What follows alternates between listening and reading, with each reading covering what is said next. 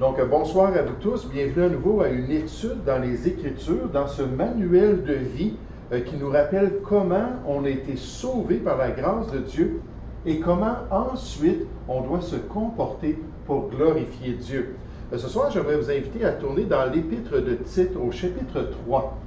L'Épître de Tite, donc une épître pastorale avec des instructions à un jeune pasteur dans le ministère pour lui permettre de continuer dans les voies de Dieu et accomplir le plan de Dieu. Et j'aimerais qu'on puisse revenir à ce changement de vie qu'on a reçu en Jésus-Christ. Ce changement extraordinaire que Dieu nous a donné lorsqu'on a mis notre foi en Christ. Et on voit ça ici alors que l'apôtre Paul aborde la question dans Tite, chapitre 3, à partir du verset 1 jusqu'au verset 11. Ce changement merveilleux de vie en Jésus-Christ. Tite, chapitre 3, verset 1. Rappelle-leur, en tant que pasteur, dans ton enseignement et dans l'influence dans l'Église de Jésus-Christ. Rappelle-leur d'être soumis aux magistrats et aux autorités, d'obéir, d'être prêt à toute bonne œuvre, de ne médire de personne, d'être pacifique, modéré, plein de douceur envers tous les hommes. Car nous aussi, nous étions autrefois insensés, désobéissants, égarés, asservis à toute espèce de convoitise et de volupté, vivant dans la méchanceté et dans l'envie, dignes d'être haïs et nous haïssant les uns les autres. Mais lorsque la bonté de Dieu notre Sauveur et son amour pour les hommes ont été manifestés, il nous a sauvés. Gloire à Dieu. Le temps du Verbe, c'est un fait historique. Paul disait, « Je suis sauvé, vous êtes sauvés. » Il nous a sauvés, il nous a délivrés de la condamnation, il nous a pardonné nos péchés, non à cause des œuvres de justice que nous aurions faites, mais selon sa miséricorde, par le bain, le lavage de la régénération, notre nouvelle naissance, et le renouvellement du Saint-Esprit qui est venu nous sceller pour Dieu. Il l'a répandu sur nous avec abondance par Jésus-Christ notre Sauveur, afin que, justifiés par sa grâce, nous devenions héritiers dans l'espérance de la vie éternelle. Cette parole est certaine, et je veux que tu affirmes ces choses dans ton ministère, Tite, que tu parles de ces choses, afin que ceux qui ont cru en Dieu s'appliquent à pratiquer de bonnes œuvres. Voilà ce qui est bon et utile aux hommes lorsque les croyants, les chrétiens, pratiquent les bonnes œuvres. Mais évite les discussions folles, les généalogies, les querelles, les disputes relatives à la loi, car elles sont inutiles et vaines en face des vérités de l'Évangile et de l'œuvre de Dieu. Ne laisse pas les judaïsants, ces gens-là qui se disent chrétiens, qui étaient juifs et qui voulaient ramener les gens sous la loi de Dieu. Il dit, ne laisse pas ces choses-là venir influencer ton œuvre. Il dit même, verset 10, « Éloigne de toi, après un premier et un second avertissement, celui qui provoque des divisions concernant ce que je viens de te dire, concernant ces vérités du changement de Dieu dans ta vie. Sache qu'un homme de cette espèce est perverti et qu'il pêche en se condamnant lui-même. » Voici un beau texte biblique qui fait un rappel clair de ce qui s'est passé dans la vie de l'enfant de Dieu, dans la vie de celui qui a expérimenté le salut en Jésus-Christ. Et ce beau passage des Écritures commence par le passé de l'enfant de Dieu.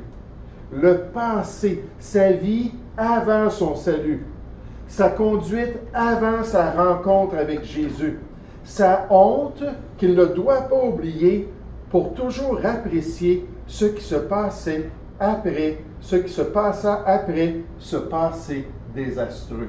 Regardez ce que Paul est en train de dire à Tite ici au verset 1. Rappelle-leur d'être soumis, donc d'être responsable, d'être soumis aux magistrats et aux autorités, d'obéir, d'être prêt à toute bonne œuvre. Tout ce que le Seigneur te montre à faire, fais-le. De ne médire de personne, d'être pacifique, modéré, plein de douceur envers tous les hommes, car nous aussi. Là, on parle du passé du croyant. ces choses qu'on a faites avant de connaître Jésus. Ces œuvres qui nous font rougir aujourd'hui, d'après Romains chapitre 6. On a honte, et je pensais à des choses cette semaine où je me disais, c'est incroyable les choses que j'ai faites avant de connaître le Seigneur.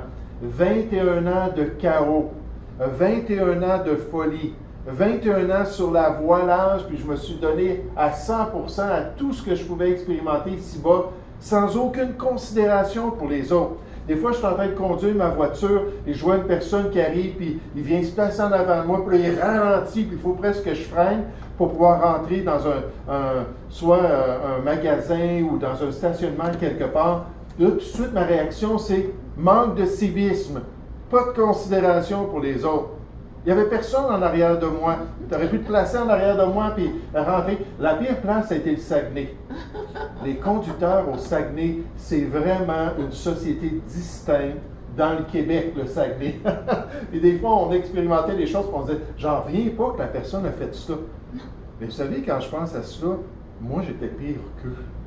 Moi, je n'avais aucune considération, aucune sensibilité pour le vieillard, aucune sensibilité pour la jeune famille, aucune sensibilité pour les gens que je côtoyais. J'étais dur et je me foutais carrément des gens autour de moi. Et là, c'est ce que Paul dit, souvenez-vous de cela, qui vous étiez avant la grâce de Dieu. Rappelle-leur, verset 3, car nous aussi, Paul dit, moi aussi, nous étions autrefois insensés, désobéissants, égarés, asservis esclaves, asservis à toute espèce de convoitise et de volupté, vivant dans la méchanceté et vivant dans l'envie, dignes d'être haïs. En face des relations interpersonnelles, les gens pouvaient dire « je le déteste ». C'est terrible comment est-ce qu'il agit. Digne d'être haïs et nous haïssant les uns les autres. Dans le passé. Autrefois, avant de connaître la grâce du salut. Et alors que je réfléchissais à ce passage-là, j'étais en train de préparer mes notes, le Seigneur m'a amené un passage qui est très, très similaire à cela. Je vais vous inviter à le chercher ce soir. Gardez votre main, ou si c'est sur une tablette, mais là, ça va être plus compliqué. Mais tournez dans Éphésiens, l'Épître aux Éphésiens, au chapitre 2. Puis c'est très, très similaire à ce que l'apôtre Paul dit aux Éphésiens. Puis on commence avec le passé aussi pour les Éphésiens, leur conduite avant de connaître la grâce de Dieu. Éphésiens chapitre 2 au verset 1. Paul dit à l'Église de Jésus-Christ dans la ville d'Éphèse, « Vous étiez morts par vos offenses et par vos péchés, dans lesquels vous marchiez autrefois, c'était votre style de vie, c'était votre conduite avant de connaître Christ, selon le train, la direction de ce monde, selon le prince de la puissance de l'air, celui qui est rebelle et qui vient vous encourager à être rebelle, de l'esprit qui agit maintenant dans les fils de la rébellion. Nous tous aussi. Il dit, nous les chrétiens, avant d'avoir connu la grâce de Dieu, nous étions de leur nombre comme les pécheurs de ce monde, et nous vivions autrefois selon les convoitises de notre chair, accomplissant les volontés de la chair, et c'est tellement pas beau les œuvres de la chair, et les volontés de nos pensées. Et nous étions par nature des enfants de colère, des enfants qui étaient dignes d'être haïs ou dignes d'être sous la colère de Dieu et même la colère des hommes. Nous étions par nature des enfants de colère comme les autres, mais Dieu qui est riche en miséricorde. Et l'apôtre Paul dit cette même vérité-là. Nous qui étions des rebelles, nous qui avons agi d'une manière répréhensible dans le passé, avant de connaître la grâce de Dieu. Et des fois, quand on témoigne, on s'aperçoit que les gens pensent qu'on est meilleur qu'eux, qu'on se prend pour quelqu'un d'autre, qu'on n'a pas eu là, le désordre peut-être de vie qu'eux sont en train d'expérimenter. Et moi, je m'empresse de leur dire, non, non, non, non, moi aussi j'étais comme ça. Ah, moi je suis athée. Hey, j'ai été athée pendant 21 ans. Je comprends très bien. Ou moi, là, j'ai telle dépendance. Hey, moi, j'ai eu des dépendances toute mon adolescence et au début de ma vie adulte. Puis là, je m'identifie à eux pour leur montrer, voilà ma vie dans le passé. Mais la grâce de Dieu s'est manifestée. Notre texte inspiré ne s'arrête pas avec le passé, avec la décadence de notre passé, mais il présente le changement pour l'enfant de Dieu.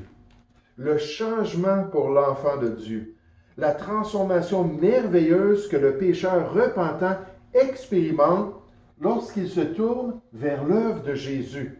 La nouvelle naissance d'en haut qui lui permet de débuter une vie nouvelle après son salut.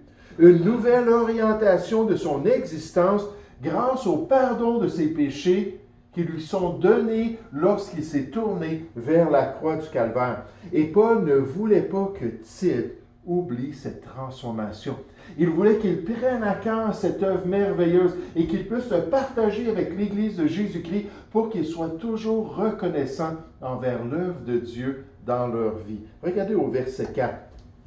Après avoir parlé que nous aussi, dans notre ancienne vie, autrefois, dans le passé, avant Jésus-Christ, il dit au verset 4, mais, la conjonction qui vient tout changer, mais, lorsque la bonté de Dieu, notre Sauveur, et son amour pour les hommes ont été manifestés. Dieu est bon et Dieu nous aime. Voici ce qu'il a fait, verset 5. Il nous a sauvés. Il nous a délivrés de la colère à venir. Il est venu racheter notre âme. Il est venu nous permettre de connaître une nouvelle vie en Jésus-Christ. Puis il dit non à cause des œuvres de justice que nous aurions faites, parce que dans le fond, même nos œuvres de justice, la Bible nous dit dans Ésaïe 64 au verset 5, sont souillées aux yeux de Dieu. Des bonnes choses faites par un cœur méchant, ça ne vaut rien devant Dieu. Méchant comme vous l'êtes, Jésus a dit aux chefs religieux, vous savez donner de bonnes choses à vos enfants, ça ne change pas le fait que vous êtes méchant. Le problème, ce n'est pas les bonnes œuvres, le problème, c'est votre méchanceté. Il dit non à cause des œuvres de justice que nous aurions faites. Ce n'est pas nos œuvres de justice, ce n'est pas notre justice qu'on essaie d'établir. Mais il dit, mais selon la miséricorde, par le bain de la régénération et le renouvellement du Saint-Esprit de Dieu. Donc, de ce salut-là que Dieu accomplit lorsqu'on se tourne vers lui. Il l'a répandu sur nous avec abondance par Jésus-Christ notre Sauveur, afin que justifiés par sa grâce, pas par les œuvres, par sa grâce, par le don gratuit du pardon en Jésus-Christ, nous devenions héritiers dans l'espérance de la vie éternelle. Grâce à l'œuvre parfaite de Jésus ou de l'agneau de Dieu, fondée entièrement sur son sacrifice complet sur la croix du Calvaire, sans les bonnes œuvres du croyant qui, eux, ne pouvaient rien faire pour ajouter au salut que Jésus a accompli. C'est pourquoi Jésus, lorsqu'il est en train de mourir sur la croix, s'est exclamé « Tout est accompli ». Ça veut dire « c'est fait ». C'est complété, la transaction est achevée, le salut a été payé. Puis là, il pouvait se tourner vers l'être humain et les appeler à venir à lui et à recevoir gratuitement le pardon qu'il avait accompli sur la croix du Calvaire. Et ce salut gratuit qu'il offre à l'être humain. Revenez avec moi dans le chapitre 2 de l'Épître aux Éphésiens. Après avoir parlé qu'ils étaient morts, eux aussi, puis Paul le dit, et nous aussi, nous marchions selon le train de ce monde, nous suivions les pensées de notre chair. Il dit, nous aussi, on était comme eux, des enfants de colère. Au verset 8, les passages, des versets tellement célébrés, on le dit au verset 8, car c'est par la grâce, pas par vos œuvres, par la grâce, et c'est un cadeau, c'est Dieu qui a payé pour, c'est par la grâce que vous êtes sauvés. Est-ce que c'est prétentieux qu'on dit ça aux gens dans notre témoignage? Je suis sauvé aujourd'hui. J'ai été pardonné de mes péchés. C'est pas prétentieux, c'est biblique. C'est Dieu qui nous dit. Car c'est par la grâce que vous êtes sauvés par le moyen de la foi. Et la foi, mon pasteur disait, c'est la main du cœur qui vient recevoir le cadeau gratuit de la vie éternelle et qu'il le prend et se l'approprie sur son propre compte par le moyen de la foi en Jésus-Christ. Et cela ne vient pas de vous, Éphésiens, chrétiens, ça ne vient pas de vos efforts. C'est le don de Dieu. C'est pour ça qu'il faut étirer notre main par la foi et dire, oui, Seigneur Jésus, je la veux, la vie éternelle. Oui, Seigneur Jésus, je le veux, ce cadeau gratuit-là. Je veux cette transformation-là. Je veux passer de la mort à la vie des ténèbres, à son admirable lumière, grâce à l'œuvre de Jésus-Christ. Verset 9, ce n'est point par les œuvres, on pourrait dire, ce n'est point par les rituels, ce n'est point par des sacrements, ce n'est point en suivant des dogmes, ce n'est point par les œuvres, afin que personne ne se glorifie. Et Dieu s'est vraiment assuré qu'il n'y aurait pas des personnes arrogantes, qu'il n'y aurait pas des personnes remplies d'eux-mêmes au paradis. Ce sont seulement ceux qui vont pouvoir dire « Un jour, j'ai cru dans l'œuvre du Seigneur Jésus ». Toute la gloire, tout l'honneur, toute la puissance doivent être données à Jésus-Christ. C'est lui qui a accompli mon salut. Là, on va voir des gens qui vont être humbles dans le paradis de Dieu, qui vont être humbles dans la présence du Seigneur. Oh, notre passage présente le passé. N'est-ce pas, le passé de l'enfant de Dieu, avec tout ce qu'il a accompli qui était contraire à la volonté de Dieu. Ensuite, il présente la transformation de l'enfant de Dieu, lorsqu'il est nécessairement devenu un enfant de Dieu. Galates 3, au verset 27, nous dit que c'est par la foi en Jésus-Christ qu'on devient un fils de Dieu. À tous ceux qui l'ont reçu, Jean 1,12, à tous ceux qui l'ont invité dans leur vie, il leur a donné le pouvoir de devenir enfants de Dieu. Tous ceux qui se sont confiés dans son œuvre, il leur permet d'expérimenter cette naissance d'en haut et cette transformation extraordinaire. Et notre texte conclut avec les œuvres de l'enfant de Dieu. Les œuvres de l'enfant de Dieu, une fois qu'il est sauvé, une fois qu'il a reçu la nouvelle vie en Jésus-Christ, une fois qu'il s'est confié en lui, pas pour obtenir le salut, mais parce qu'il a reçu gratuitement le salut de Dieu, à cause du salut de son âme, comme conséquence de sa nouvelle vie en Jésus-Christ, comme manifestation du changement de cœur que Dieu produit dans la vie de celui qui s'est vraiment confié en lui. Lorsque le Seigneur Jésus a appelé l'apôtre Paul dans Actes chapitre 26, il lui a dit, tu vas aller et tu vas prêcher l'Évangile et tu vas prêcher mon message. Et il a dit, avec des œuvres dignes de la repentance, avec des œuvres dignes de la nouvelle vie. Pas que les gens allaient gagner quoi que ce soit, mais ça allait démontrer qu'ils s'étaient vraiment repentis et qu'ils avaient vraiment reçu une nouvelle vie. Et là, l'orientation de leur vie allait être changée pour toujours par l'œuvre de Dieu. Regardez au verset 8. Après avoir parlé de cette bonté de Dieu, de son amour pour les gens, du fait qu'il nous a sauvés, du fait qu'il nous a régénérés, du fait qu'il nous a lavés en Jésus-Christ, au verset 8, il continue pour les chrétiens, pour les enfants de Dieu. Cette parole est certaine. Et je veux que tu affirmes ces choses. Avez-vous remarqué que c'est une épître pastorale?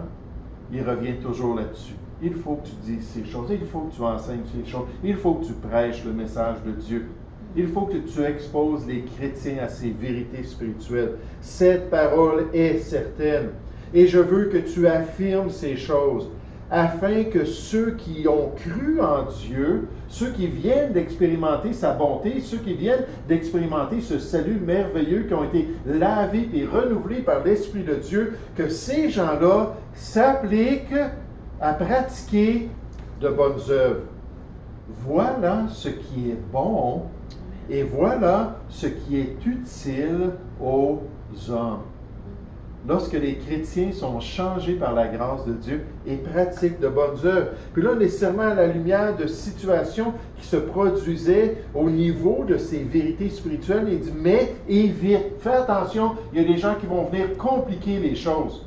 Ils veulent nous détourner de la simplicité qu'il y a en Jésus-Christ. de ce beau cadeau-là, ce salut merveilleux, ils vont venir imposer d'autres choses au salut de Dieu. Ça, on appelle ça le légalisme. Ils vont venir imposer ces choses-là pour que vous vous détourniez des vérités de Dieu. Il dit, mais évite les discussions folles, les généalogies, les querelles, les disputes relatives à la loi, car elles sont inutiles et vaines. Éloigne de toi, c'est ta responsabilité. Il faut que tu censures, il faut que tu fasses taire, d'après Tite chapitre 1, ceux qui enseignent de fausses choses, qui croient être des docteurs de la loi et qui ne comprennent même pas la loi de Dieu. Il dit, éloigne de toi, après un premier et un second avertissement, celui qui provoque des divisions. Sache qu'un homme de cette espèce est perverti, c'est croche, c'est pas le plan de Dieu, c'est pas l'Esprit de Dieu qui est en train de l'animer, et qu'il pêche, il désobéit à Dieu en se condamnant lui-même. Les bonnes œuvres venant d'un cœur nouveau, guidé par le Seigneur et pour la gloire de Dieu, en guise de cette transformation de la personne qui a vraiment mis sa confiance en Jésus-Christ. Des fruits dignes dans sa vie de cette transformation-là qui lui est venue de Jésus-Christ. Ça, on devrait toujours désirer grandir dans cet aspect-là, toujours désirer le manifester de plus en plus, que ce qu'on sait qu'il y a à l'intérieur puisse paraître à l'extérieur. Qu'on nettoie l'intérieur, qu'on laisse Dieu nettoyer l'intérieur pour que l'extérieur aussi devienne net aux yeux de Dieu. Regardez encore dans Éphésiens chapitre 2, après avoir parlé de cette grâce du salut, pas par les œuvres, ça ne vient pas de vous-même, c'est un don de Dieu, c'est un cadeau que Jésus a payé, l'agneau de Dieu et son sang précieux qui a été versé pour que vous puissiez le recevoir dans votre vie. Au verset 10, en tant que sauvé et en tant qu'enfant de Dieu. On nous dit, car nous sommes son ouvrage, l'œuvre qu'il accomplit ici-bas sur la terre. Ayant été créés en Jésus-Christ, le renouvellement de l'Esprit nous scelle en Jésus-Christ. On est une nouvelle personne. On est créé en Jésus-Christ pour de bonnes œuvres. C'est ça l'objectif de Dieu. Que Dieu a préparé d'avance et qu'il s'attend à ce qu'on puisse découvrir, qu'il s'attend à ce qu'on puisse pratiquer. Il a préparé ces choses d'avance afin que nous les pratiquions. Quel beau passage qui nous parle de notre passé avant notre rencontre avec Christ, qui spécifie cette transformation grâce au salut offert en Jésus-Christ, et qui nous parle des bonnes œuvres qui doivent venir d'un cœur changé et transformé par l'œuvre de Dieu dans la vie du croyant. Tournez dans le chapitre 2, Tite chapitre 2. Et j'aimerais juste qu'on puisse voir comment c'est important pour le pasteur d'enseigner ces choses. C'est important pour lui de retenir ces vérités-là. Et Paul dit au jeune pasteur, écoute, ramène ça devant l'Église. Tite chapitre 2 au verset 11. Tite chapitre 2 en terminant au verset 11. Car la grâce de Dieu, source de salut pour tous les hommes, a été manifestée. Ce cadeau extraordinaire de l'œuvre de Jésus-Christ.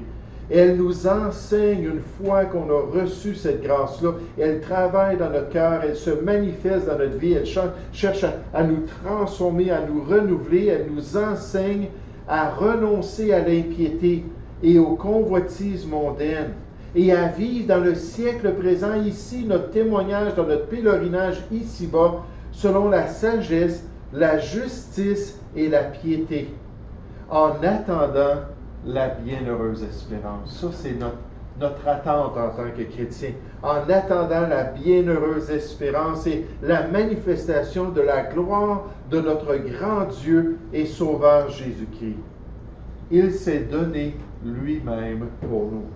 C'est lui la base de tout. C'est de lui, par lui et pour lui que sont toutes choses. Romains 11, verset 36.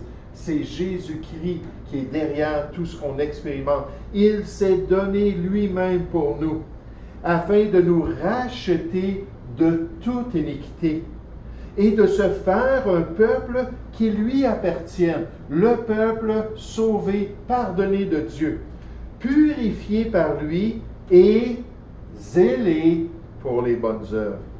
Dis ces choses.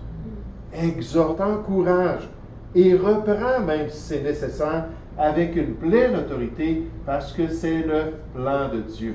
Jésus est venu, Jésus a tout payé, Jésus nous a appelés, Jésus nous a sauvés. Et maintenant, Jésus veut nous utiliser et qu'on soit zélé pour ses bonnes œuvres. Il dit que personne ne te méprise. Oh, que Dieu puisse nous permettre de marcher dans cette nouveauté de vie qui se trouve en Jésus-Christ. Qu'il puisse nous permettre de pratiquer ces œuvres qu'il a préparées d'avance pour chacun de nous. Et qu'il puisse nous permettre de glorifier notre Père céleste et de l'honorer par une vie qui est digne d'un enfant de Dieu. Nous allons prier ensemble. Père céleste, encore une fois, merci pour ta parole, merci pour ce privilège d'y avoir accès. Seigneur, de pouvoir s'exhorter ce soir, de pouvoir s'encourager dans tes voies, de pouvoir, Seigneur, encore une fois, se commémorer cette œuvre extraordinaire qui a changé notre vie, qui nous a permis de passer des ténèbres à la lumière, qui nous a permis maintenant de marcher comme des enfants de lumière et de pratiquer des œuvres qui sont dignes de ta volonté. Et Père Céleste, on te prie que tu puisses nous aider à toujours apprécier, toujours être reconnaissant, jamais oublier le pardon de nos anciens péchés et toujours être prêt à aller de l'avant dans tes voies. Guide-nous et bénis-nous, nous te prions, et aide-nous à être de bons témoins de cette nouvelle vie que nous avons reçue en Jésus-Christ. Seigneur, nous te prions au nom du Seigneur Jésus.